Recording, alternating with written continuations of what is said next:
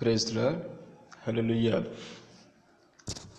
క్రీస్తునందు ప్రియమైన సహోదరి సహోదరులారా, ప్రభువైన యేసుక్రీస్తు నామ పేరిట మీ అందరికీ శుభములు తెలియజేస్తున్నామండి. మనం మలాకి నుంచి మత్తయి వరకు మధ్యకాల చరిత్రను మనం కొన్ని రోజుల నుంచి ధ్యానం చేసుకుంటున్నాం. మనం ఈ సమయంలో ధ్యానం చేసుకుంటుండగా ముందుగా ప్రార్థన చేసుకుని వాక్య సందేశం మనం ప్రారంభించుకుందామండి. పరిశుద్ధుడివైన తండ్రి, నీ ఘనమైన నామమునకై స్తోత్రం చెల్లిస్తున్నాం తండ్రి. అబ్రహాం, ఇస్సాకు, యాకోబుల యొక్క దేవ, మీరు మా మధ్యలో ఆత్మస్వరూపులై ఉన్న విధానంకై స్తోత్రం చెల్లిస్తున్నాం తండ్రి. దేవా, కనులేని వారు, ఘనత వహించిన వారు నాయన మరణించారు తండ్రి. నీ సన్నిధిలో తండ్రి సజీవులుగా మమ్మలను నిలబెట్టినందుకు స్తోత్రం నాయన. ఈ సమయంలో తండ్రి మీరే బిడ్డలతో మాట్లాడమని యేసయ్య నామములో అడుగుతున్నాం తండ్రి. ఆమేన్. హల్లెలూయా. మనం నిన్నటి వరకు ధ్యానం చేసుకున్నమాట నెహెమ్యా కాలంలో ఏం జరిగింది అన్న విధానాన్ని మనం తెలుసుకుందాం. ఇక్కడ ఈరోజు మరి నెహెమ్యా గ్రంథం 13వ అధ్యాయం 7వ వచనం మనం చూసినట్లయితే, యెరూషలేమునకు వచ్చి ఎల్యాషీబు దేవుని మందిరములో టోబియాకు ఒక గది ఏర్పరచి చేసిన కీడంతయు తెలుసుకుని బహుగా దుఃఖపడి ఆ గదిలో నుండి టోబియా యొక్క సామగ్రి అంతయు అవతల పారవేసి గదులన్నీ శుభ్రమ చేయుడని ఆజ్ఞాపింపగా వారు అలాగూ చేసిరి అని మనం తెలుసుకుందాం. ఆ కాలమందుల స్థితిగతులు ఎలా ఉన్నాయంటే, అనగా క్రీస్తు పూర్వం 450 నుంచి 331 వరకు మనం చూసినట్లయితే ఈ విధంగా ఉన్నాయి. అంతకుముందు పాలస్తీనా పారసీకుల రాజ్యం 5వ సంస్థానంగా ఉంది. ప్రధాన యాజకుడైన ఎలీషాబు కుమారుడైన యోదాస్ తదుపరి యోదాస్ కుమారుడు జాన్ ప్రధాన యాజకుడై ఉన్నాడు. జాన్ కుమారులు మనష్షే, జతువాయి. పారసీకుల ఆఖరి రాజైన దర్యావేషు III అనువాడు సమరయ యొక్క గవర్నర్గా పంపిన సన్బల్లటు ఈ మనష్షే భార్య తండ్రి అని జోసెఫస్ రాశాడని మనం తెలుసుకుందాం. అయితే ఆ తదుపరి క్రీస్తు పూర్వం 450 నుంచి 331 మధ్య కాలంలో ఎలా ఉన్నది మనం చూసినట్లయితే, అప్పుడు ఇండియాలో బుద్ధుడు, గ్రీకు తత్వశాస్త్రజ్ఞులు, చైనా, పారసీకు మొదలైన దేశాలలో ఆచార్యులు, ఇశ్రాయేలు ప్రవక్తలు విశ్వాసం కొరకు పోరాడి నిలబడుతున్నారు. ఆ కాల చరిత్ర వివరించుటకు మనకి సమయం సరిపోదు, కానీ మనకి ఏదైతే ఇంపార్టెంటో వాటి గురించి మనం ధ్యానం చేసుకుంటున్నాం. బబులోను చెరలో యూదుల యొక్క ఏకదేవ విశ్వాసం, ధర్మశాస్త్ర సంబంధమైన సంస్కృతి పారసీక రాజ్యములు మాత్రమే ఉంది. ఆ కాలమందులి ఇతర దేశములు ప్రభావితం చాలామంది చేశారు. సైరస్ యొక్క పొరపాటును బట్టి పారిపోయిన గ్రీకు తత్వశాస్త్రజ్ఞులు చాలా ప్రాంతములో నివసించారు. ఆ కాలంలో పారసీక దేశములో, భారతదేశంలోను ఆర్యుల యొక్క మతం పరములో యూదులు ఆచారములు, గ్రీకు తత్వశాస్త్రము, చింత యొక్క ప్రభావము చూడగలం. అర్థహస్త రాజు మొదటివాని కాలమందు, అనగా క్రీస్తు పూర్వం 464 నుంచి 423 వరకు భారతదేశమందు కోశలము, మిగ్ధము, అవంతి అను రాజ్యములు బహు ప్రతాపములో ఉన్నాయి.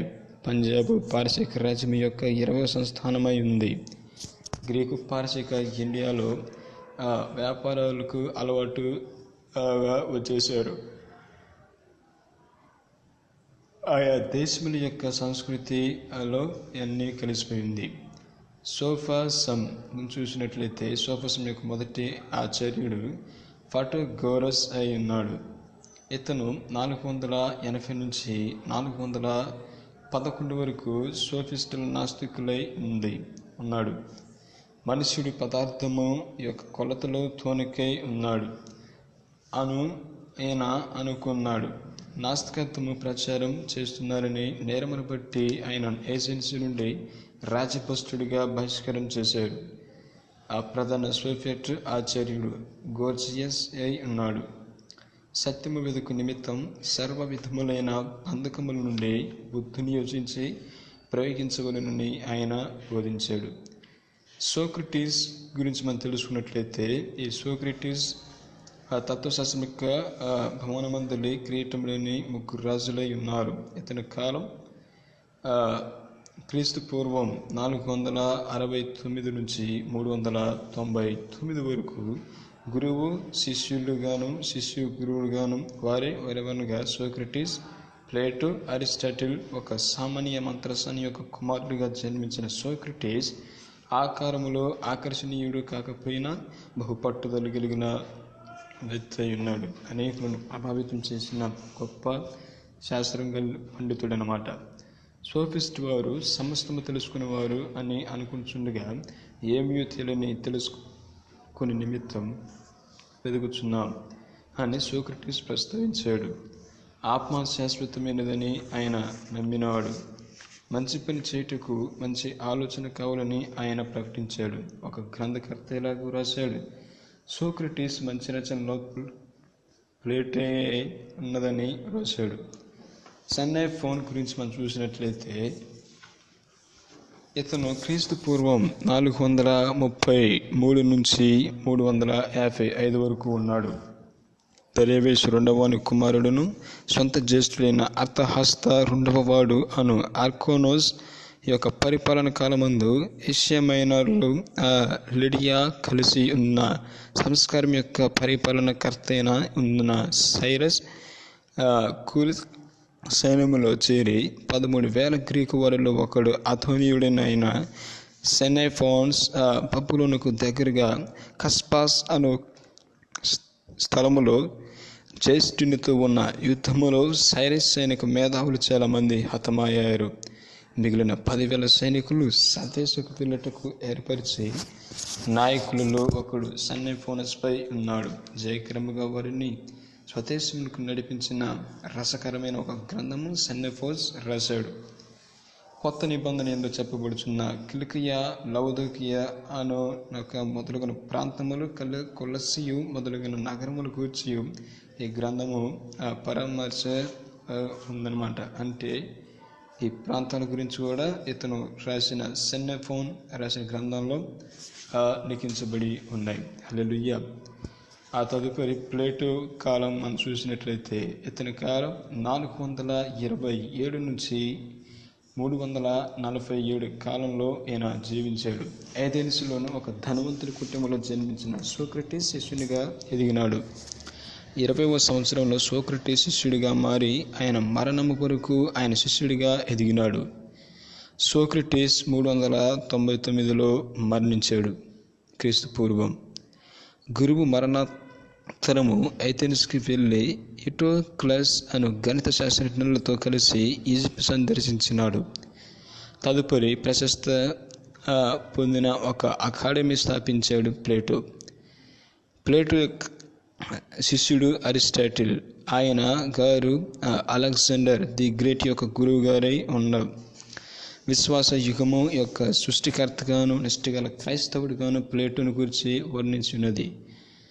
Character of the age of faith and Christianity before Christianity అనే గ్రంథంలో ఇతని గురించి ఉందన్నమాట. హల్లెలూయా.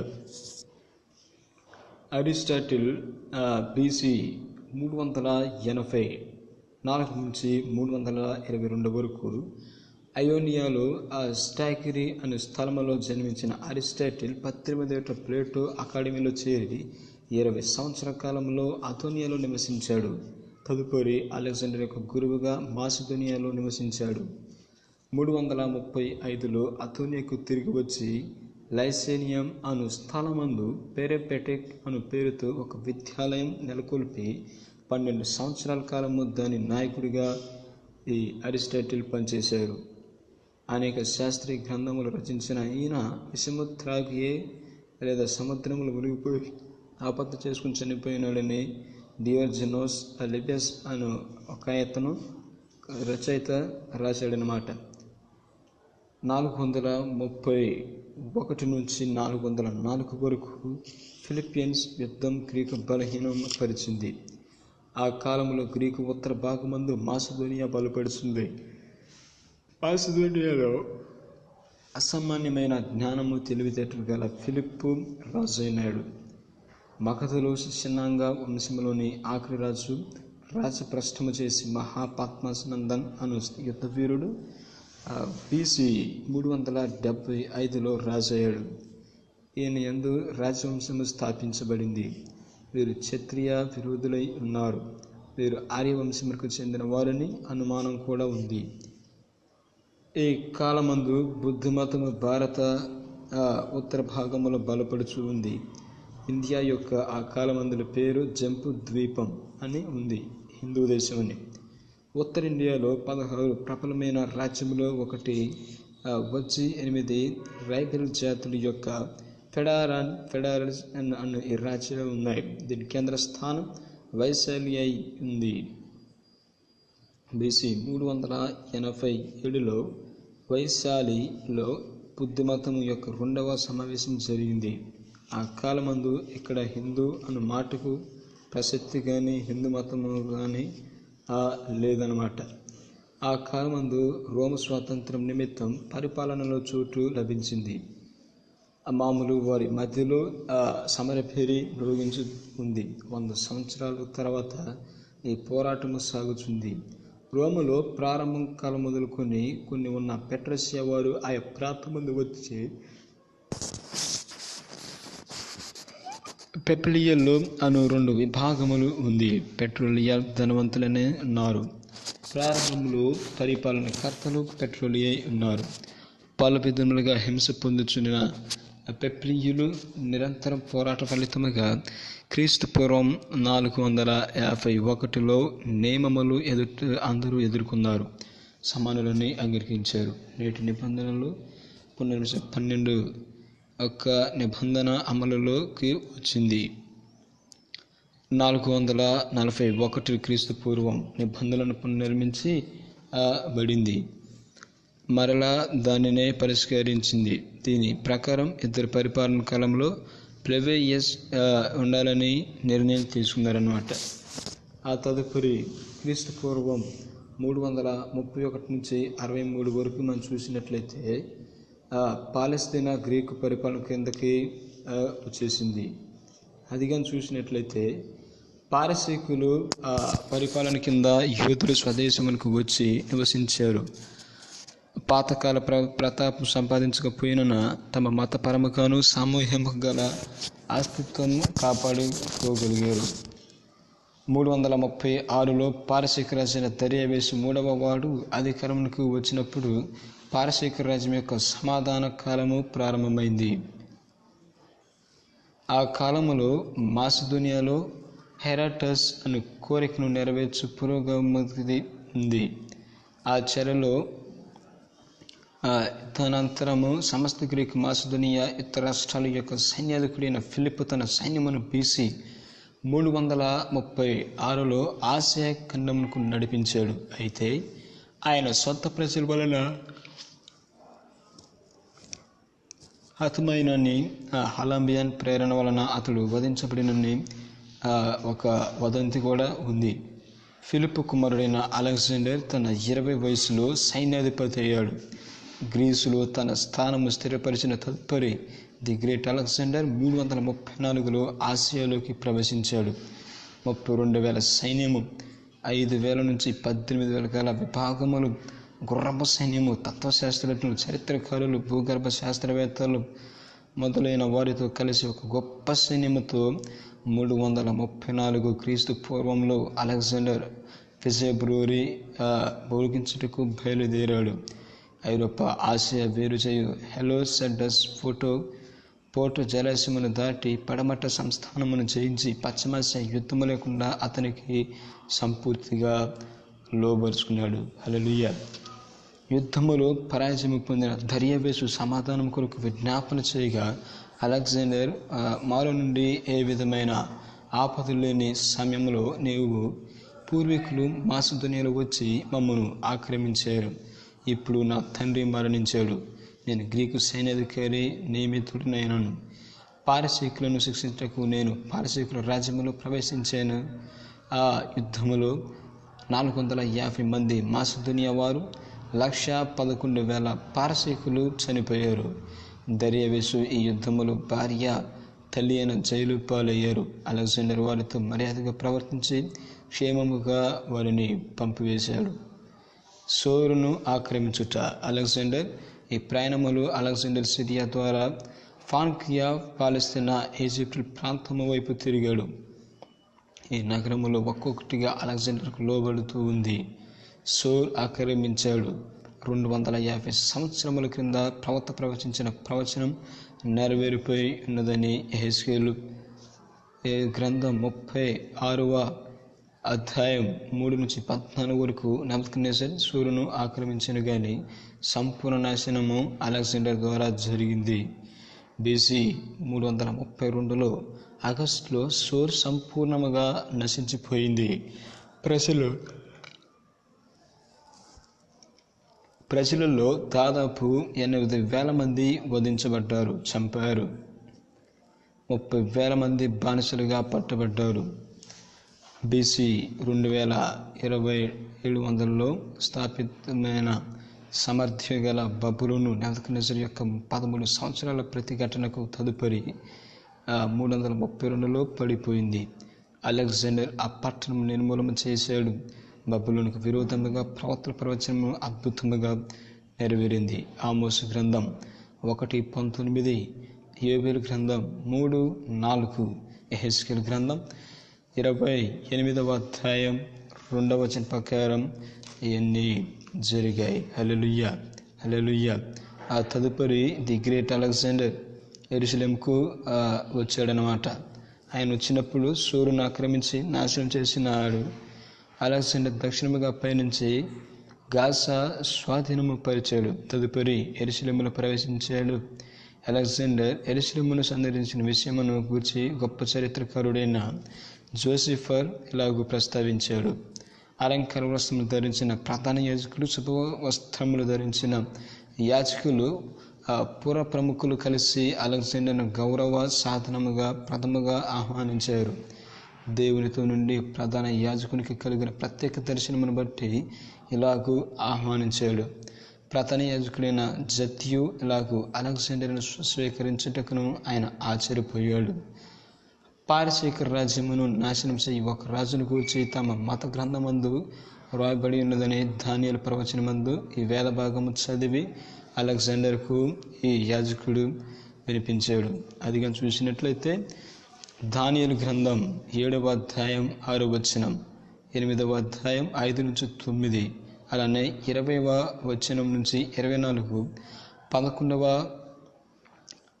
అధ్యాయం 3వ వచనం అన్నీ ఇవన్నీ అలెగ్జాండర్ యెరూషలేమును చదివి వినిపించినప్పుడు అలెగ్జాండర్ యెరూషలేమును ఆక్రమించకుండా తిరిగి వెనక్కి వెళ్ళిపోయాడు. యూదులకు ఎంతో మేలుకలు గట్టుకు ఇవే కారణమైంది. హల్లెలూయా, హల్లెలూయా. వీటిని కానీ మనం చూసినట్లయితే అలెగ్జాండర్ యొక్క పరిస్థితులు కానీ ఆ వేద భాగ గ్రంథమందు రాయబడి ఉంది. దానియేలు గ్రంథం 7వ అధ్యాయం 6వ వచనం చూస్తూ ఉండి, పిమ్మట రాత్రి యందు నాకు దర్శనము కలిగినప్పుడు నేను చూచుచుండగా ఘోరమును భయంకరమునగు 4వ జంతువు ఒకటి కనబడింది. అది తనకు ముందుగా నుండిన ఇతర జంతువులకు భిన్నమైన, అది మహాత్మ కలది. దానికి పెద్ద 8 దంతములను 10 కొమ్ముల నుండిను. అది సమస్తమును భక్షించుచు తుత్తెనులుగా చేయుచు మిగిలిన దానిని కాల క్రింద అనగదొరుకుచు ఉందని వేదభాగం చదివి వినిపించాడు. ఇంకోటిగా చూసినట్లయితే అలానే 8వ అధ్యాయం 5-9 వరకు చూస్తే ఇలా ఉంది. దానియేలు గ్రంథం 8వ అధ్యాయం 5 నుంచి చూస్తూ ఉండి, నేను ఈ సంగతి ఆలోచించుండగా ఒక మేకపోతు పడమటి నుండి వచ్చి కాలు నేల మోపకుండా భూమి అంతటా పరిగెత్తింది. దాని 2 కన్నుల మధ్యన ఒక ప్రసిద్ధమైన కొమ్ము ఉండెను. ఆ మేకపోతు నేను నది ప్రక్కన నిలుచుట చూచిని నా 2 కొమ్ములు గల పొట్టేలు సమీపమునకు వచ్చి భయంకరమైన కోపముతోనూ బలముతోనూ దానికి మీదకి ఢీకొని వచ్చాను. నేను చూడగా ఆ మేకపోతు పొట్టేలును కలుసుకొని మిక్కిలి రౌద్రము గలదై దాని మీద వచ్చి ఆ పొట్టేలును గెలిచి దాని 2 కొమ్ములను పగలగొట్టింది. ఆ పొట్టేలు దాన్ని ఎదిరింపలేక పోయినందున ఆ మేకపోతు దానిని నేలను పడవేసి త్రొక్కుచుండెను. దాని బలము అణచి ఆ పొట్టేలు తప్పించుట ఎవరి చేత కాకపోయినని ప్రవచన ప్రకారం మనం చూస్తున్నాం. అదే ఈయన అలెగ్జాండర్ యెరూషలేము వచ్చినప్పుడు ఈ యాజకుడు అలెగ్జాండర్కు చదివి వినిపించాడు. మీరు చదువుకుని తదుపరి 9:20 అధ్యాయంలో మీరు చూసినట్లయితే అన్నీ ఉంటాయి అన్నమాట. ఇవన్నీ ఈ అలెగ్జాండర్ గురించి ఉన్నాయన్నమాట. అయితే ఆ తదుపరి అలెగ్జాండర్ యెరూషలేమును విడిచి యెరూషలేమును ఆక్రమించకుండా క్షేమంగా విడిచిపెట్టి అనేకమైన గొప్ప మేలులు అలెగ్జాండర్ ఇశ్రాయేల్ పక్షాన యూదుల పక్షాన చేస్తాడు. హల్లెలూయా. ఆ తదుపరి అలెగ్జాండర్ అర్బలాయిలోకి వెళ్ళాడు. పాలస్తీనా యందు ఈజిప్టులో ప్రవేశించిన అలెగ్జాండర్ ఎక్కువ ప్రతికూలతలు లేకుండా జయము సంపాదించుచూ ఉన్నాడు. అక్కడ నైలు నది తీరమందు అలెగ్జాండ్రియా అని పేరు పెట్టి ఒక పట్టణమును అలెగ్జాండర్ స్థాపించాడు. ఒక గొప్ప సైన్యమును సమూహముతో మరలా దర్యావేషు 3వ అర్బలాయిలో అలెగ్జాండర్కు యుద్ధము మళ్ళీ చేశాడు. అయితే ఈ యుద్ధములో పారసీకులు పరాజయము పాలయ్యారు. దర్యావేషును తన వారే చంపివేశారు. అలెగ్జాండర్ నినివేషును రాజ్య మర్యాదలతో ఆయనను సమాధి చేశారు. BC 480లో షూషన్ రాజధాని స్వహస్తాలతో అగ్నికి ఆహుతి చేసినాడు అలెగ్జాండర్. అథెనస్ కాల్చివేసిన ప్రతీకారముగా ఇలాగూ చేశాడు. అలెగ్జాండర్ ఆ తదుపరి ఇండియాకు వచ్చాడు. ఆఫ్ఘనిస్తాన్ ద్వారా భారతదేశమునకు పయనించిన అలెగ్జాండర్ BC 327లో కాపులను స్వాధీనపరుచుకున్నాడు. తదుపరి సింధు నది దాటి దక్షిణశిలలో ప్రవేశించాడు. అక్కడ రాజు అంబే అలెగ్జాండర్ను గౌరవపూర్వకముగా ఆహ్వానించాడు. తదుపరి అభిసారి స్వాధీనము చేసిన తదుపరి అలెగ్జాండర్ స్వాధీనము ప్రయత్నించాడు. 30,000 కర్ర సైన్యము, 40,000 గుర్రపు సైన్యమును, 3,300 రథములు, 200 ఏనుగులు గల నది ప్రాంతమందువి గొప్ప పారసీనై ఉన్నాడు. అయితే యుద్ధమానంతరం రాజ్యమును అలెగ్జాండర్ పరాక్సస్ అప్పగించాడు. అలెగ్జాండర్ స్వాధీనం చేసుకున్న ఇండియన్ ప్రాంతమును 3వ సంస్థానముగా చేసి అక్కడ గ్రీకు కాలనీ స్థాపించాడు. తిరిగి ప్రయాణములో విషజ్వరముతో ద్వారా BC 323లో బబులోనులో ఉండగా అలెగ్జాండర్ మరణించాడు. అలెగ్జాండర్ ఈ యుద్ధంలో వచ్చినప్పుడు అతనికి దోమ కొట్టి చనిపోయారు అని అందరూ అనుకుంటారు.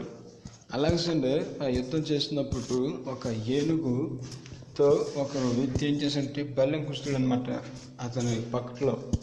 అయితే అక్కడ ఉన్న కొంతమంది వైద్యులు ఏం చేశారంటే బల్లెన్ని తీశారు, కానీ అందులో ఉన్న రాటును తీయలేదు. అది ఉండి ఏమైందంటే అది చీకు పట్టిపోయి అది అంతే ఉంది. తదుపరి అలెగ్జాండర్ మరణించారు. ఇది చరిత్ర.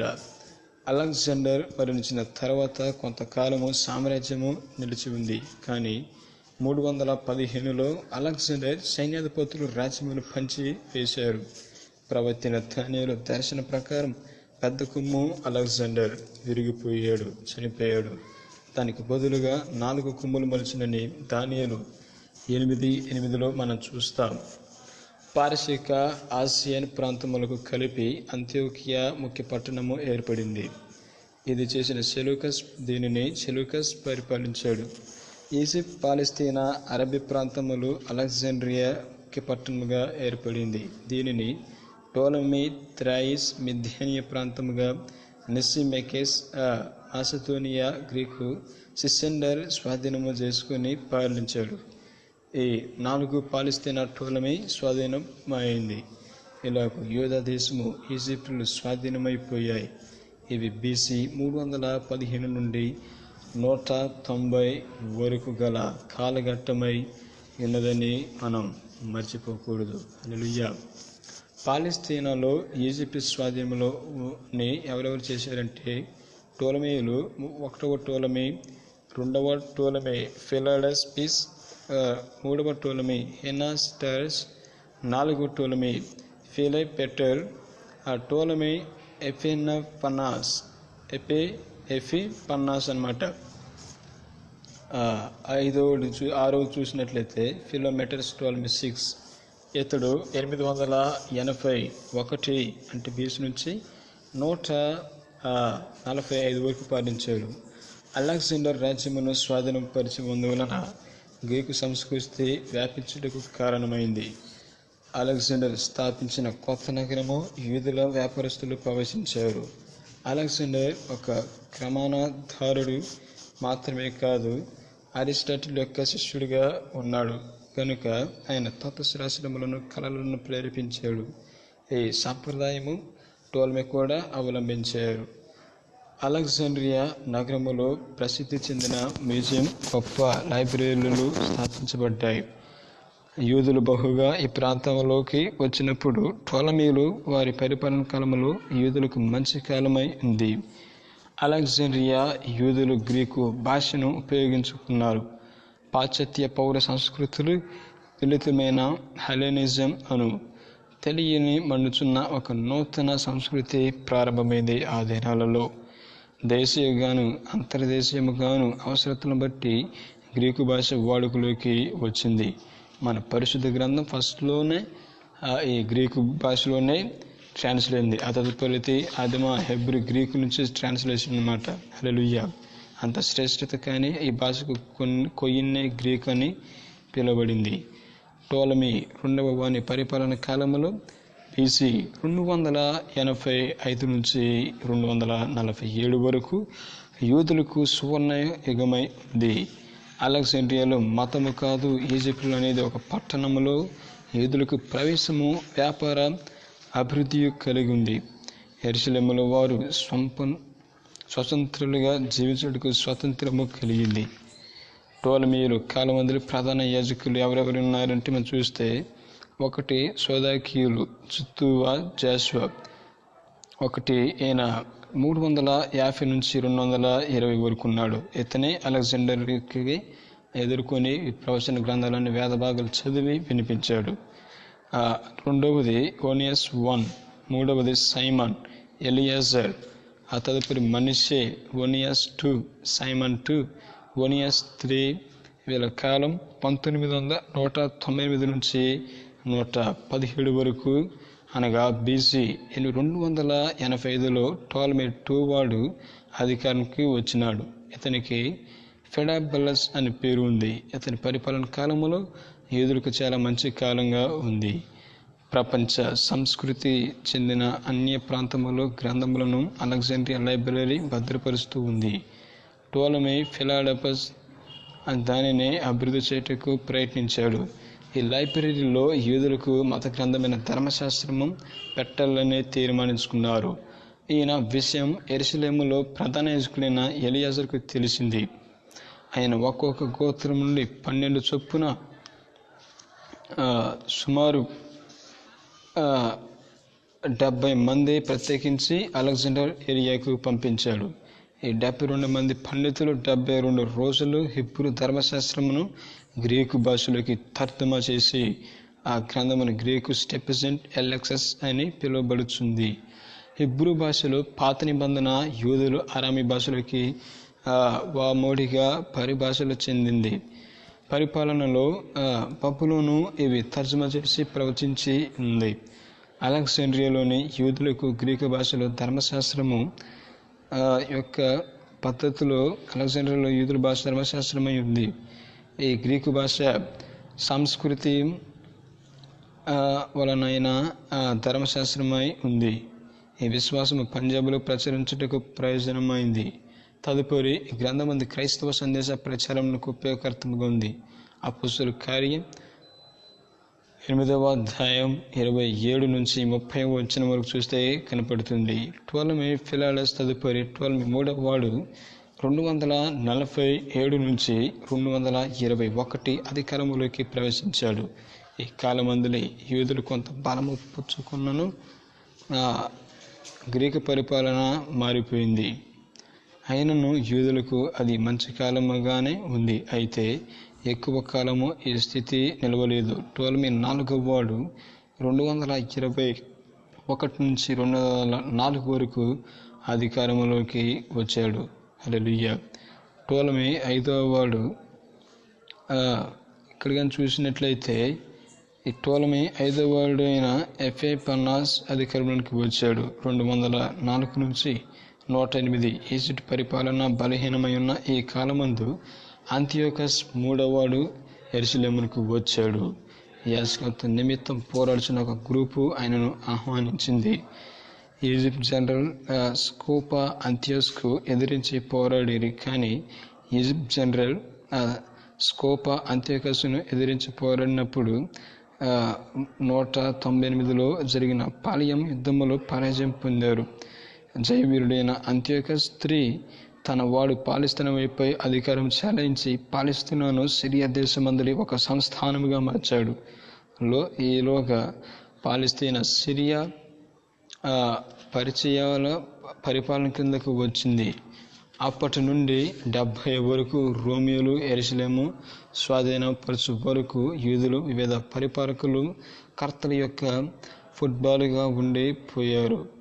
మోరిస్ టెన్నిస్ రాస్తున్నాడు ఈ విధంగా. టోలమీ 4వ వాడి ద్వారా జరిగిన శ్రమ తప్ప టోలమీల యొక్క పరిపాలన ముఖ్యంగా యూదులు ఎంతో మేలనుభవించి యూదులు మిథ్యానులు బిజినెస్లోను చాలా ముందడుగు చేసినారని విషయం మనం మరవరాదు.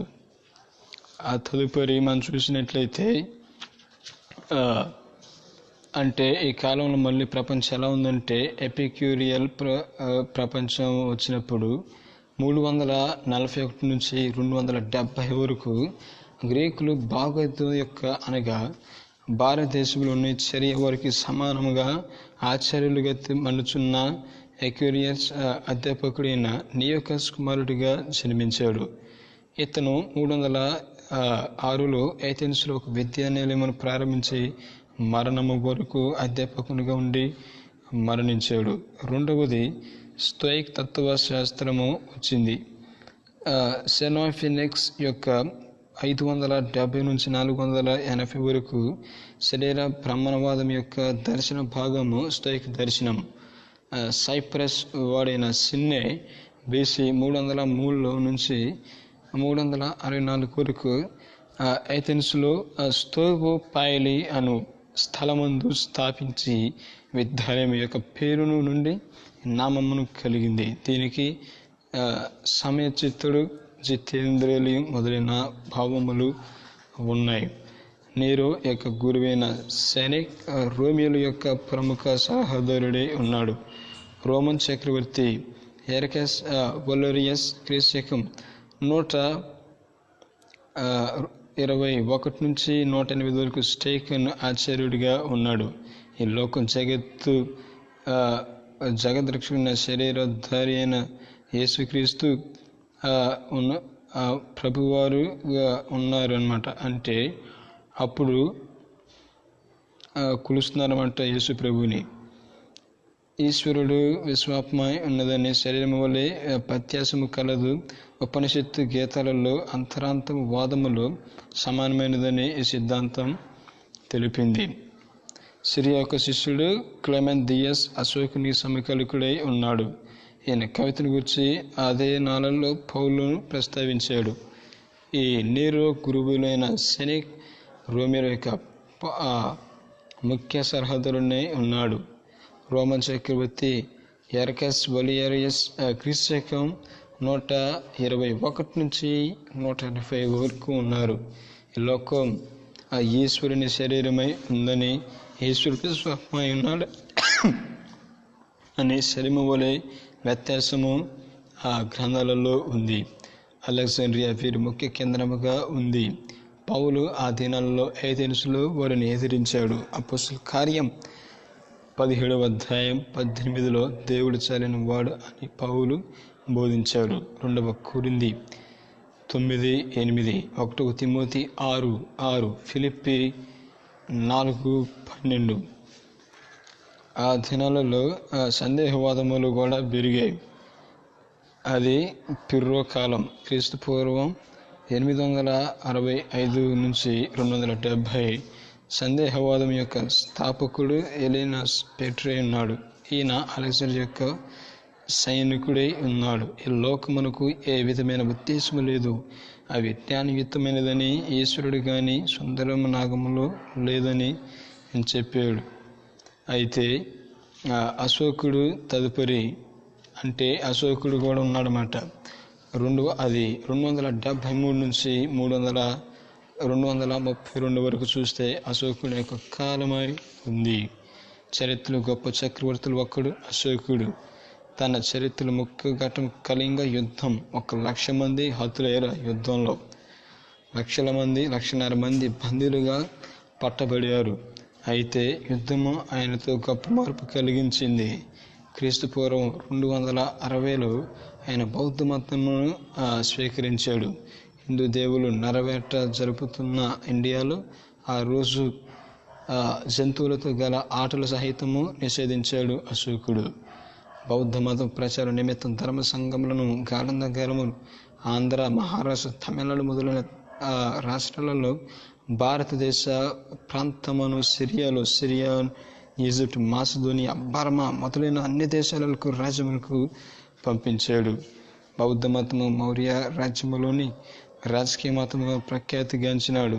సొంత కుమారుడైన సంఘమిత్రుని కుమారుడు హేమేంద్రుని కూడా మత ప్రచార నిమిత్తం సిలోనియాకు పంపినాడు. అనేక బౌద్ధ విశ్వాస స్థలములను, సన్యాసి ఆశ్రమాలను స్థాపించాడు. పాట్నాలో 253 క్రీస్తు పూర్వంలో మంగళ వృద్ధి అనే ఒక అధ్యక్షత 3వ బౌద్ధ మత సమ్మేళనం జరిగింది. అశోకుడి పరిపాలన కాలము సమాధానకరముగానే జరిగింది. అశోకుని సముఖుడైన ఒక పరిపాలనకర్త దేనికి ముందుగా తర్వాత కానీ లేని పరిస్థితి. మహాత్మా గాంధీ గారు భారతదేశంకు రామరాజ్యముగా చేయుటకు ప్రయత్నించుట వలన కూడా ఇందువలనే. అయితే ఆలోపు మౌర్య సామ్రాజ్యము సమాప్తిలోకి వెళ్ళిపోయింది. 200లలో గ్రీకులు పంజాబ్ను స్వాధీనం చేసుకుని తమ అధికారాలను స్థాపించారు. చరిత్రము యొక్క ఇంకా చెప్పాలంటే చాలా ఉంది. మనకి అర్థమయ్యే వరకు మాత్రం చెప్తా. మీకు కావాలంటే మక్కాబీల ద్వారా యూదులకు కలిగిన మేలులను, మక్కాబీల ద్వారా జరిగిన యుద్ధాలను గూర్చి క్లుప్తంగా మనం తదుపరి ధ్యానం చేసుకుందామండి. హల్లెలూయా. ఇంతవరకు మరి మనం అనేక మంది పరిపాలన కింద యూదులు రావటం, వాళ్ళు విడిపించటం మనం తెలుసుకుందాం. అయితే దేవుడు తన పిల్లలను కంటికి రెప్పలా కాపుతున్నాడు. ప్రపంచాలను ఏలిన అలెగ్జాండర్ అన్ని దేశాలను స్వాధీనం చేసుకున్నాడు, కానీ యెరూషలేమును మటుకు స్వాధీనం చేసుకునేది. ఎందుకంటే దేవుడు ఎప్పటికీ వాళ్ళని కాపుదల్లోనే ఉంచారన్నమాట. హల్లెలూయా. ఈరోజు నీవు కూడా ఈ వర్తమానాలు వింటున్నట్టయితే అనేక మందికి ఆశీర్వాదకరముగా, దీవెనకరముగా మీరు ఉంటారు. మనం చరిత్రలను తెలుసుకొని అనేకులకు మనం పరిచయం చేస్తామండి. రేపటి దినాన అంత్యోకస్ విరోధముగా మక్కాబీల యొక్క పోరాటాలను మనం ధ్యానం చేసుకుందామండి. హల్లెలూయా. ఈ సమయంలో ప్రార్థన చేసుకుని ఈ వాక్య సందేశాన్ని ముగించుకుందామండి.